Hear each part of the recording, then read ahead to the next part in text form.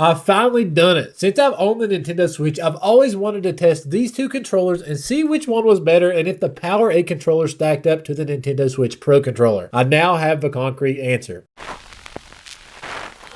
What's up, guys? Welcome to the channel. My name is Dusty, one half of Our Radiant Gaming, and about a month ago I unboxed this Mario PowerA controller here on the channel, and to be honest, at first glance I absolutely loved it. But now that I've had time to play with it for about a month, I want to compare it to our Nintendo Switch Pro controller, which I've had for about 2 years. And let's go ahead and get started with what really sets these two controllers apart, and that is the style. Now clearly when you look at these two controllers, the PowerA controller just looks cool. It has this awesome Mario design on it, and then the Pro controller kind of just looks plain and bland. When you see the PowerA controller, you're immediately met with all of these amazing options between Animal Crossing, Legend of Zelda, Mario, Pokemon, you name it, you can pretty much find it in this PowerA controller. And then you see the Pro controller, and it's, dare I say, boring, especially at first glance. Although the more I have played with it, I have come to love just the sleek black design and it not being as noticeable. Like if I'm playing upstairs in the living room, I'm kind of weird. I don't want a bunch of pop of colors in our living room. I want that down in our nerd room, but it does look pretty cool even though it is kind of plain. The PowerA controller definitely does have the ability to add to your game room and really let you express yourself through whatever game you love the most and be able to hand this controller to your friends and kind of have a conversation piece whenever you give it to them. And obviously that does give the PowerA controller the advantage over the Nintendo Switch Pro controller. Now the Pro controller does have some options, but they are far less than the PowerA controller. The PowerA controller also does allow you to get just a simple color design if you're not into the crazy pops of colors, which totally gives it the advantage in the style aspect. And moving on, let's get in with the design of these two controllers. Whenever I purchased the PowerA controller, I totally just expected it to be a cheaper Nintendo Switch Pro controller. But whenever I first unboxed it, I grabbed it and I was like, okay, this is a lot thicker. This feels totally different. The D-pad is so much farther over than the Nintendo Switch Pro controller. And honestly, it just feels cheap. Now, the thickness of this controller is fine for me because I'm a bigger guy, but if you are someone that has small hands, maybe this controller isn't for you. But honestly, it still just feels very awkward, especially when you look at something like the Nintendo Switch Pro controller, which is literally hands down the most comfortable controller I have ever held in my hands to play games at any time. I actually know some people that actually hook the Nintendo Switch Pro controller up to their PC to game on their PC. That's how comfortable this controller is. And with the PowerA controller, as I mentioned, if you had smaller hands, maybe it's not for you, but what's so cool about the Pro controller is I am a big guy with bigger hands. This controller fits me perfectly, but also Ashley, my wife, also loves the Nintendo Switch Pro controller as it also fits her perfectly. And if you notice on the Nintendo Switch Pro controller, there are little texturized things on the handle that really doesn't seem like a big deal, but when you hold something like the PowerA controller, even though the design is super cool, it just feels slick and cheap. I honestly feel like I'm about to drop it out of my hands. So in this aspect between these two controllers, obviously the Nintendo Switch Pro controller does win because it is so much more comfortable. It actually doesn't feel cheap at all. And it's the most comfortable controller I've ever held in my hands. And one thing that I never really thought that would really make a difference between two controllers is the ease of use. I guess because that's something that's kind of second nature and something I don't really think about whenever I'm using a controller. But the PowerA controller ease of use is just bad. And what I mean by that is I'm a person that, like, whenever I want to hook a controller up to my game, as me and Ashley do have two separate switches and sometimes we will have to switch controllers between the different consoles, I can't just plug a cord into the PowerA controller and connect it. I have to have another controller connected to her switch, then log into the controller section on her switch, and then connect my PowerA controller. Honestly, I thought this was crazy, as with the Pro controller, I can just plug in the USB-C cord and boom, it's automatically connected. And the reason this is such a big deal is what if every other controller I had was dead? I wanted to plug in the PowerA controller and connect it so I could play the games with that one while the other one's charged, and then I can't. And probably the biggest complaint I have about this entire controller is when it is connected, it does not show the battery life. The first time I connected it, I was like, okay, something looks a little off, but I didn't connect it until like a day later. It does not tell you when it is about to die. On the screen, you cannot see it, as whenever you have the Pro controller logged in, you can see exactly how much much battery is left. Imagine if you're in like a super intense game of Mario Kart with your friends trying to prove who is the best, and then boom, on the third lap of the last race, it's coming down to the wire, your controller dies because you did not know that it was almost dead. However, the Pro Controller does a really great job with this. It'll beep just like your Joy-Cons will, saying, hey, your controller is almost dead, be sure to charge it. And that is something that I never thought that they would not include in a controller. So obviously that is a super huge flaw in my book. Why that is not included is beyond me. And I mentioned before the mappable buttons on the back of this PowerA controller. So let's go into the functions that these two controllers have. Obviously what stands out for the PowerA controller is there are two mappable buttons on the back, which you can actually map to any of the buttons on the front. So like if you wanted your right mappable button to be the A button, you can set that. Obviously our Pro controller does not have that. There are no mappable buttons. It's pretty sleek on the back. It's just your typical controller. Perhaps the biggest complaint I have seen with the PowerA controller though is that there is no rumble. And whenever I first started playing with it, I was like, oh, that's not a big deal. You know, people are just saying that. It is a bigger deal than I would have ever thought in my entire life. It literally makes gaming feel so flat playing with this PowerA controller. Like if you get hit in a game or something, you don't